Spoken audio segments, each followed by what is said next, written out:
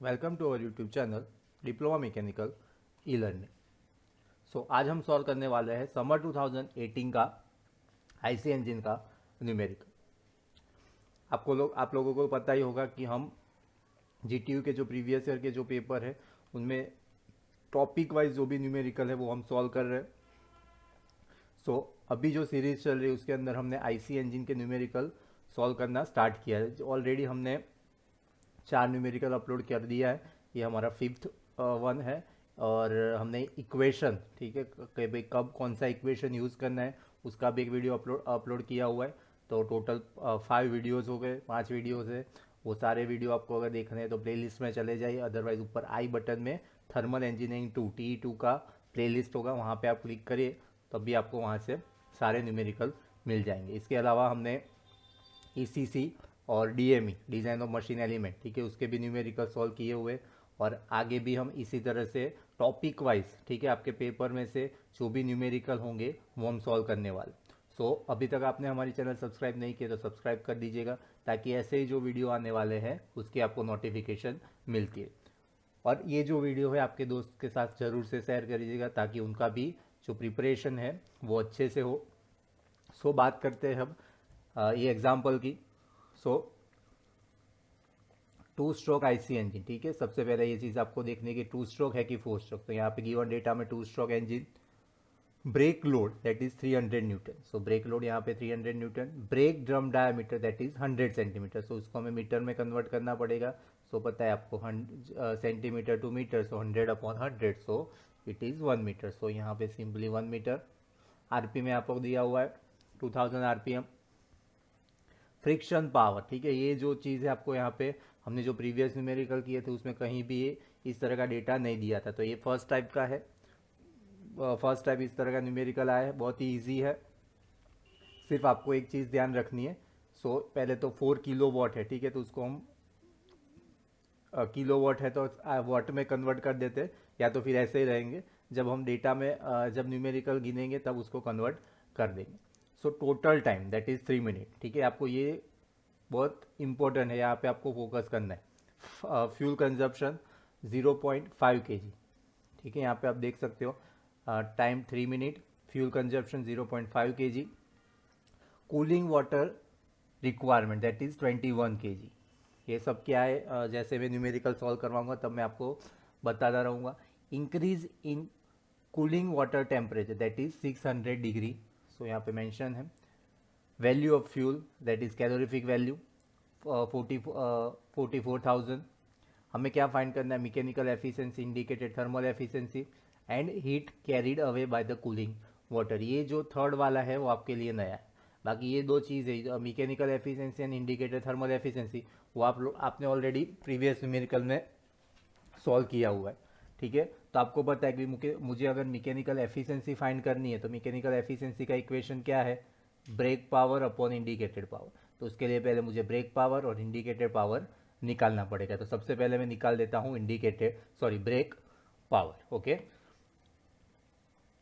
सो brake power, तो यहाँ पे आप देखोगे तो यहाँ पे टॉर्क नहीं दिया हुआ है, यानी कि आपको पता है कि भाई ब्रेक पावर निकालने के लिए मेरे पास दो इक्वेशन है, 2π/60,000 या तो W - S πdn/60,000, ठीक है। दो इक्वेशन है। ये कब यूज होगा, जब टॉर्क आपको दिया, तो यहाँ पे कहीं भी आपको टॉर्क मेंशन नहीं, मतलब ये इक्वेशन आपका यूज नहीं होगा। तो अब आपके लिए ये इक्वेशन बचा है। तो यहाँ पे देख लेते हैं कि क्या भाई इसके रिलेटेड यहाँ पे हमें डेटा दिया हुआ है। तो यस, ये है हमारा W - S की वैल्यू डायरेक्ट दी हुई है, ठीक है। Break drum diameter that is D। Okay, हमें डायरेक्ट यही इक्वेशन यूज करना है। इक्वेशन क्या आ जाएगा, W - S πdn अपॉन 60,000, ठीक है। बहुत ही ईजी था, आपको सिर्फ डेटा एनालाइज करना है भी कौन सी चीज़ दी हुई है कौन सी नहीं दी हुई है। 300 न्यूटन इंटू पाई, डायमीटर है 1, इंटू RPM। RPM कितना है हमारा, RPM यहाँ पे लिखना रह गया है, ठीक है। RPM है हमारा 2000। Okay, into 2000 upon 60,000। ठीक है, तो आप इसको सिंपली कैलकुलेशन करोगे तो आपका ब्रेक पावर आ जाएगा किलोवाट में। So brake power is equal to 31.41 kilowatt. ये आ गया आपका ब्रेक पावर। ठीक है, ये आपको क्यों फाइंड करना था मैंने आपको ऑलरेडी बता दिया है। आप बोलोगे कि सर ब्रेक पावर तो यहाँ पे किस कहाँ पे मेंशन नहीं है, तो हमने क्यों निकाला। और मैंने आपको बोला कि हमें क्या फाइंड करना है, मैकेनिकल एफिशिएंसी, और इसके इक्वेशन में ब्रेक पावर और इंडिकेटेड पावर दोनों रिक्वायरमेंट है। ठीक है, अब सेकेंड स्टेप क्या है, तो सेकेंड स्टेप है हमारा इंडिकेटेड पावर। तो इंडिकेटेड पावर का इक्वेशन आपको पता है क्या है, PM/LAN/60,000। तो आप बोलोगे कि सर यहाँ पे तो ये कुछ दिया ही नहीं है, कि लेंथ नहीं दी हुई है, बोर स्ट्रोक, बोर डायमीटर नहीं दिया हुआ, बेरिंग प्रेशर नहीं है, तो हम इंडिकेटेड पावर निकालेंगे कैसे। तो उसके लिए यहाँ पे एक चीज़ दी हुई है, वहाँ पे आपको फोकस करना है, दैट इज फ्रिक्शन पावर। ठीक है, फ्रिक्शन पावर यहाँ पे आपको दिया हुआ है। ओके, तो फ्रिक्शन पावर का आप जो इक्वेशन है वो इक्वेशन आप याद करो, तो आपको पता चल जाएगा भाई इंडिकेटेड पावर आप कहाँ से निकालोगे। सो अगर मैं बात करूँ फ्रिक्शन पावर की, सो फ्रिक्शन पावर क्या है, FP। ठीक है, दैट इज फ्रिक्शन पावर। तो friction power is nothing but it is a difference between brake power and indicated power. Okay, so friction power is a difference of indicated power minus brake power. ठीक है, ये equation वहाँ पे mention है, DF है वो देखोगे तो वहाँ पे इक्वेशन नंबर 6 जो है वो मेंशन है, friction power is equal to indicated power minus brake power. अभी तक आपने वो PDF नहीं देखी है तो नीचे डिस्क्रिप्शन में है उसकी लिंक, वहाँ जाके आप डाउनलोड कर दीजिएगा, उसका वीडियो भी अपलोडेड है, वो भी ज़रूर से आप देख लीजिएगा। तो हमें क्या निकालना है अब, indicated power. So simply brake power इस साइड ट्रांसफ़र हो जाएगा। So friction power plus brake power is equal to indicated power. Okay, so friction power भी किलोवाट में, इसलिए मैंने आपको बोला था कि कन्वर्ट करने की कोई ज़रूरत नहीं है। सो 4 प्लस 31.41, तो आपका इंडिकेटेड पावर आ जाएगा यहाँ पे indicated power. So indicated power is equal to 35.41 kilo watt. ठीक है, तो ये हो गया हमारा इंडिकेटेड पावर। अब आपको क्या निकालना है, सो अब जो डेटा हमें फाइंड करना है, mechanical efficiency, so brake power upon indicated power. So बहुत ही इजी हो गया आपके लिए, अब तो सिर्फ आपको वैल्यू रख देनी है। सो जो ब्रेक पावर जो है उसकी जो वैल्यू है, वो वैल्यू यहाँ पे हमने ऑलरेडी निकाल दी है। ठीक है, तो वो वैल्यू रखेंगे, और साथ में जो इंडिकेटेड पावर की जो वैल्यू है वो यहाँ पे है। सो ब्रेक पावर की जो वैल्यू है वो है 31.41 upon indicated power that is 35.41 into 100, क्योंकि हमें परसेंटेज में निकालना है। अगर इनका आप डिवाइड करोगे तो आपका आंसर आ जाएगा 88.70 परसेंटेज।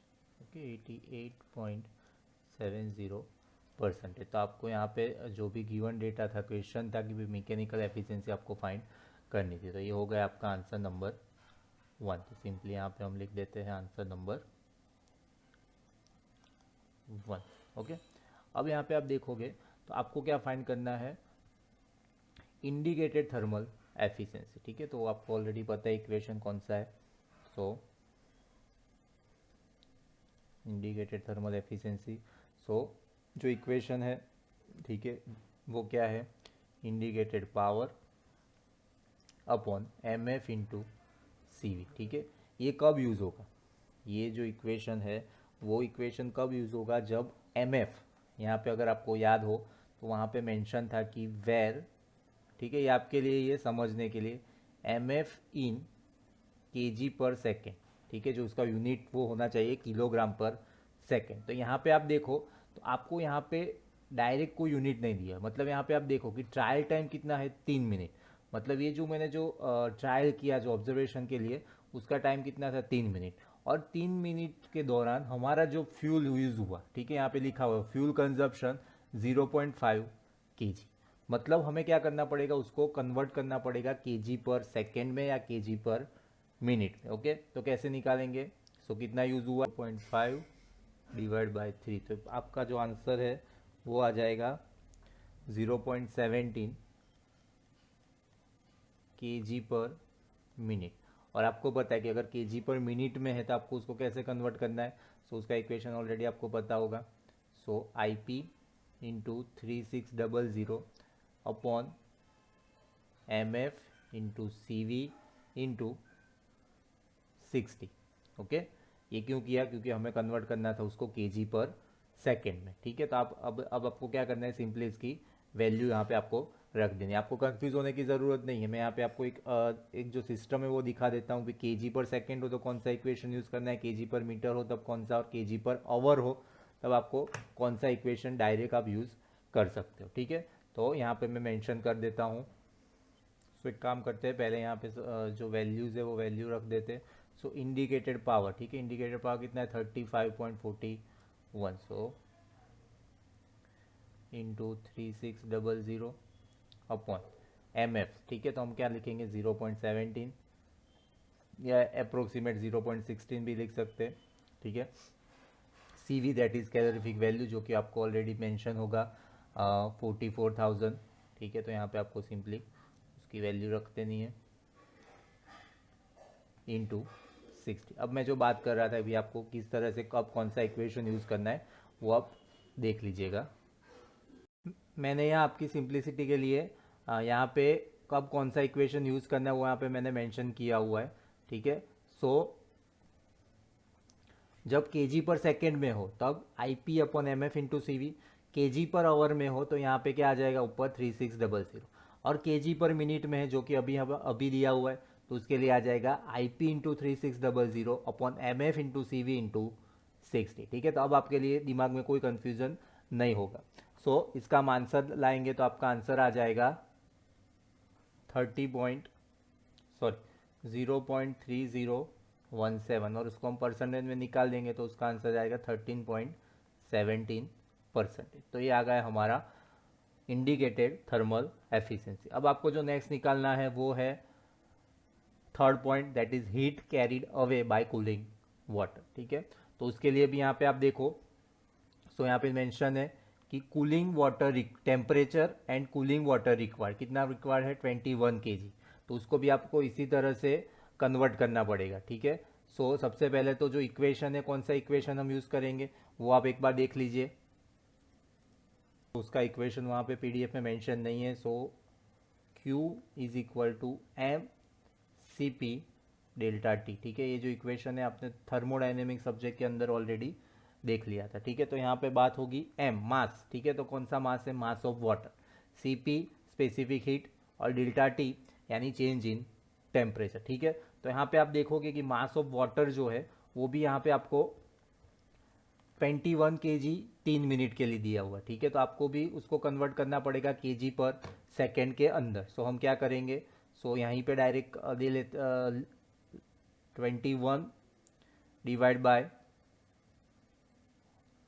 3, क्योंकि जिसे हमने यहाँ पे किया था, ठीक है, वहाँ पे 0.5 kg था तो यहाँ पे 21 kg। सो 3 मिनट है तो यहाँ पे भी 21/3 को हमें सेकेंड में कन्वर्ट करना पड़ेगा। सो मल्टीप्लाई बाय 60, तो ये हो गया M की वैल्यू।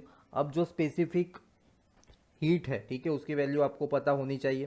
सो वो है वाटर के लिए 4.18। ठीक है, अगर आपको याद नहीं है तो याद रख लीजिएगा क्योंकि आपको गिवन नहीं रहेगा। उसके बाद डेल्टा T मतलब चेंज इन टेम्परेचर और राइज इन टेम्परेचर, तो यहाँ पे आपको दिया हुआ है कितना टेम्परेचर राइज हो रहा है 600 डिग्री सेल्सियस। ठीक है, सो मल्टीप्लाई बाय जो भी आपको टेम्परेचर राइज है वो यहाँ पे आपको मेंशन कर देना है। सो 600, ठीक है, ये डिफरेंस है। सो उसको यूनिट कन्वर्जन इधर केल्विन हो या सेल्सियस, उससे कोई फर्क नहीं पड़ता क्योंकि ये जो है वो डिफरेंस है। तो आप इसका आंसर आ जाएगा Q that is heat, answer आ जाएगा 292.6 किलो वाट। तो ये हो गया आपका आंसर। ठीक है, तो ये जो न्यूमेरिकल है वो आपको इस तरह से सॉल्व कर देना है। ठीक है, तो ये 3 आंसर हो गए। अब GTU के जो पेपर था उसके अंदर एक करेक्शन आया था। सो मैंने यहाँ पे मेंशन नहीं किया था, पहले मेंशन नहीं किया था। तो वो जो यहाँ पे जो 600 है वो एक्चुअली था 60 डिग्री। ठीक है, सो उससे चेंज क्या हो जाएगा, सो यहाँ पे जो 60 है उसके जगह पे आ जाएगा 60, ठीक है, 600 है उसकी जगह पे क्या आ जाएगा 60। तो उस समय आपका आंसर आ जाएगा, एक डेसिमल से हम लेफ्ट साइड मूव हो जाएंगे, सो आपका आंसर आ जाएगा 29.26 किलोवाट, ठीक है। डिग्री सेल्सियस का ज़ीरो हो गया था तो वो करेक्शन था। सो उससे आपकी जो मेथड उसमें कोई चेंज नहीं हो रहा है, इसलिए मैंने जो पेपर का जो न्यूमेरिकल था वही मैंने आपको सॉल्व करवाया, ठीक है। सो आई होप ये जो वीडियो था थोड़ा लेंथी है, लेकिन आपको जो प्रिपरेशन है, मतलब आपको जो स्टेप है वो आपको पूरे समझ में आ गए होंगे। और ये हम बोल सकते हैं कि हाँ, ये प्रॉपर 7 मार्क्स वाला एग्जाम्पल था। अब तक आपने पहले जितने भी देखे वहाँ पे आपने देखा होगा कि एक पेज में ही न्यूमेरिकल ख़त्म हो जाता था, पर हाँ ये जो है वो थोड़ा कंसंट्रेशन आपका मांगेगा कि भी हाँ यहाँ पे ये कन्वर्ट करना है, ये कन्वर्ट करना है, वो चीज़ है, ठीक है। सो आपको ये इस तरह के न्यूमेरिकल की और प्रैक्टिस करनी पड़ेगी ताकि आप इजी तरह से सॉल्व कर पाओगे। आपकी टेक्स्ट बुक के अंदर भी इसी तरह से 2 या 3 न्यूमेरिकल दिए हुए, तो आप ज़रूर से वो वीडियो देखिएगा, सॉरी जो ज़रूर से वो जो न्यूमेरिकल है वो सॉल्व कीजिएगा।